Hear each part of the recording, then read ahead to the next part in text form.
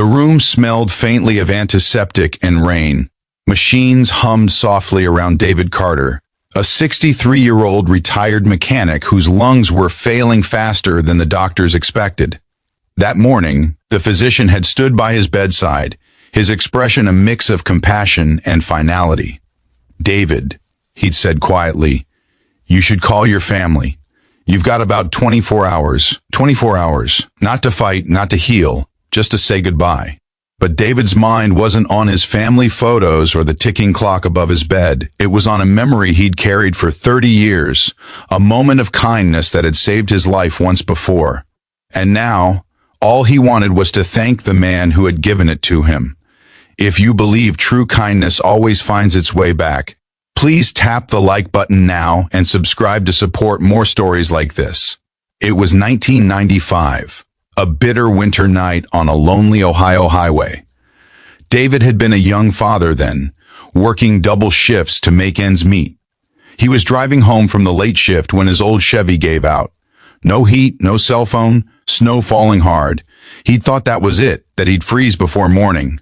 Then a pickup truck had stopped. Out stepped a stranger, a tall man in a worn denim jacket, face red from the cold, flashlight in hand. He didn't ask questions, he just said, "Let's get you out of this mess." He spent nearly 2 hours fixing David's car in the storm, even giving him his own gloves and coat. Before leaving, he'd smiled and said, "Don't pay me back, just help someone when they need it." David never got his name, but he never forgot his face, or the warmth of that selfless act on a freezing night when hope seemed lost.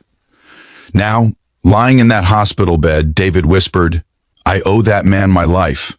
I need to find him." His daughter Emily, a nurse who'd flown in from Chicago, squeezed his hand. "Dad, you need rest," she said softly, but he shook his head. "Rest can wait, this can't." Emily knew that look.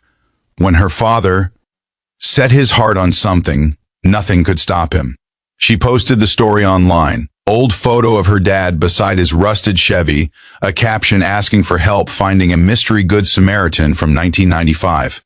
She didn't expect much, but by midnight, the post had exploded. Thousands of shares.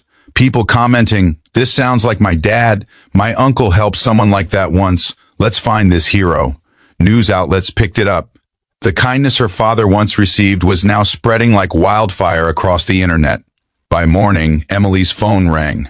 A trembling voice on the other end said, "I think you're talking about my granddad. His name was Tom Bennett. He used to tell us a story about a young man he helped fix a car in a snowstorm."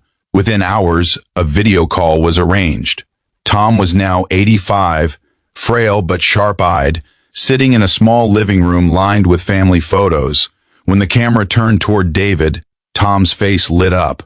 "Well, I'll be damned," Tom said with a laugh that broke into a cough. "You made it, huh?"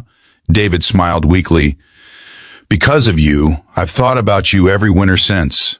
Tom shook his head. "Nah, son, you did your part, I'm sure." David's voice cracked. "I tried, helped when I could, but I never got to say thank you." Tom wiped a tear from his cheek. "You just did." For a long moment, neither man spoke. Just two faces, decades and miles apart, sharing a silence that said more than words ever could. Later that afternoon, as the machines beeped quietly and rain tapped against the window, David closed his eyes with a soft smile.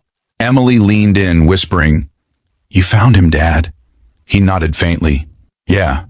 Kindness came full circle. That evening, as the sun sank over the hospital, David Carter took his final breath. Peaceful, fulfilled, and finally free of the weight he'd carried for 3 decades. A week later, Tom Bennett attended David's memorial, holding a pair of worn leather gloves, the same ones he'd given away on that snowy night in '95. He placed them on the coffin, whispering, "Rest easy, son. You paid it forward." We'd love to hear your story. What is the most memorable act of unexpected kindness you have witnessed or received? Share it in the comments below. And if this story touched your heart, please like, share, and subscribe, because every small act of kindness has the power to echo for generations.